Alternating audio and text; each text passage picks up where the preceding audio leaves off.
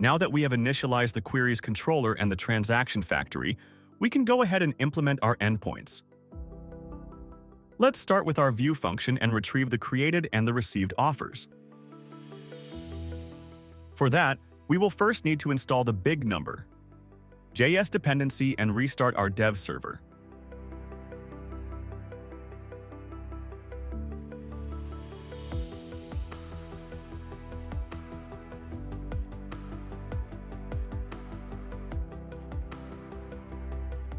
Then, given that the created and the received endpoints will return an offers array, we will need to define our offer entity. This was generated when we first started the project as part of the next generate resource command, and now we have to define it. We will define the properties. The first one is the offer ID.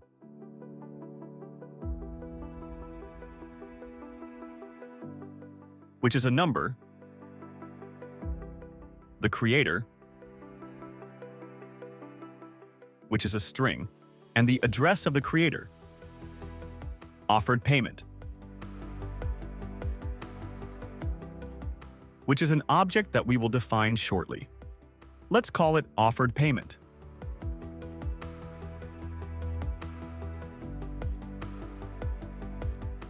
The accepted payment is the same type of offered payment.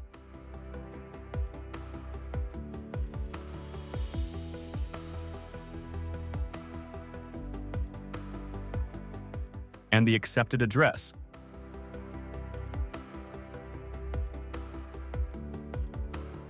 Which is of type string. Now, let's define our offered payment.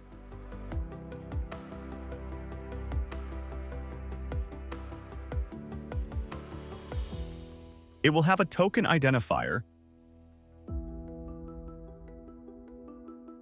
which is a string, an amount, also a string, an ounce, which is a number, and the num decimals, which is also a number.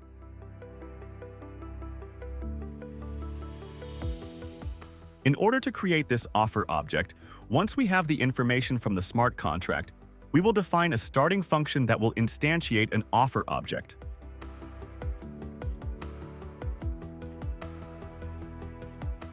We will call that fromResponse. So we will build an offer instance from a response from the smart contract. And as a parameter, this function will receive an offer pair, which will be a pair of a big number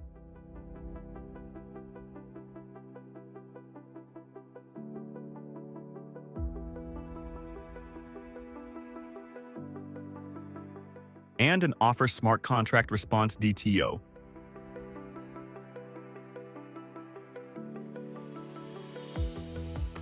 And it will return an offer.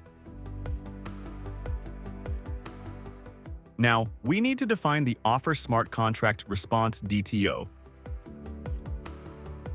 So let's open our DTOs folder. Then, create a new file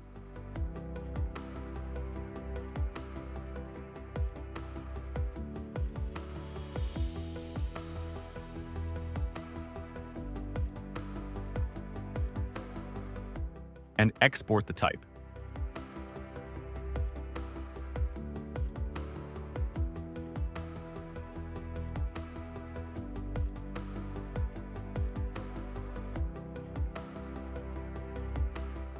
It will have a creator, which is of type address,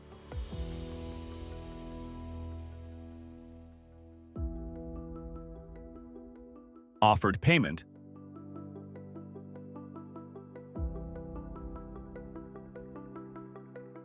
which will have an amount, which will be a big number, a token identifier, which will be a string, the token nodes, which will also be a big number, then an accepted payment,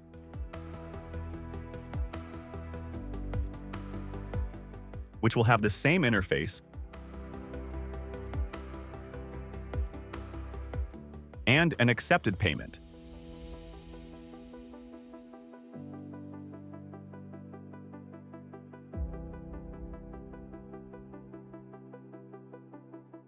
So this is what the smart contract will respond to us with. Now, we can go ahead and import this DTO, this data transfer object, and go ahead and implement our FromResponse method of our class.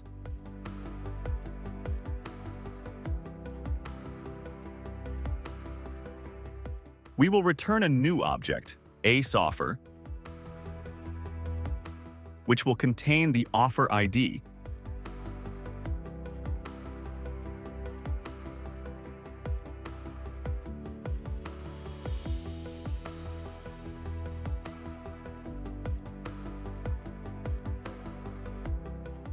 It will be our first input of the array, which is the big number.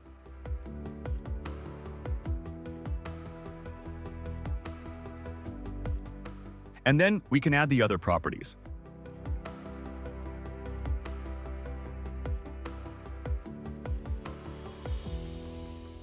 Let's copy that.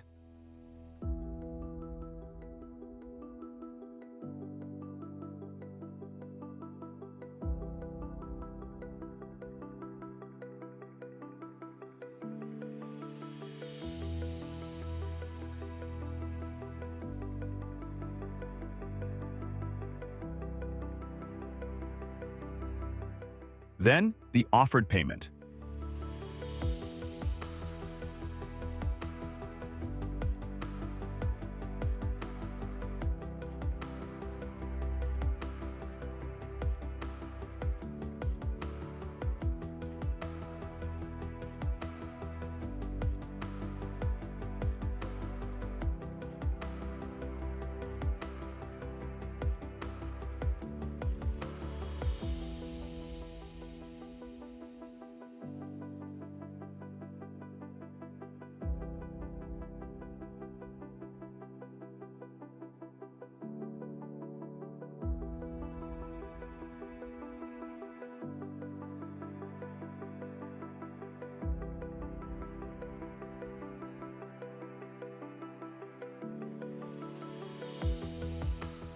The accepted payment.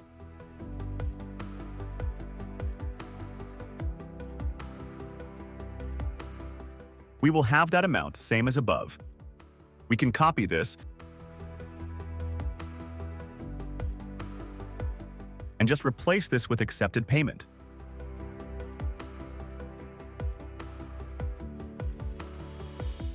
And finally, the accepted address.